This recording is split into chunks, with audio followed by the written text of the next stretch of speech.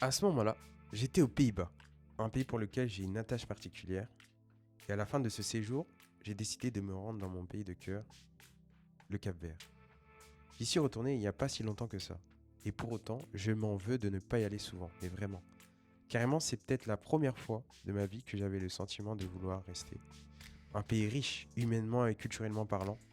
C'est toujours un plaisir d'aller là-bas pour se ressourcer et passer des moments avec les siens.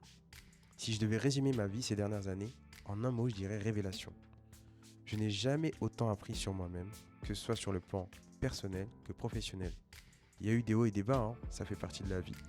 Et c'est dans les épreuves les plus difficiles que j'ai énormément évolué. Comme si j'avais besoin d'être confronté à l'inconfort pour avancer.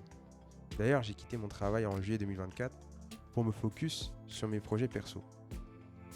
Mais en septembre 2024, j'allais abandonner tous mes projets perso. Et je me suis dit dans ma tête, faut vraiment être fou pour abandonner à ce stade-là, au vu des sacrifices que j'ai fournis.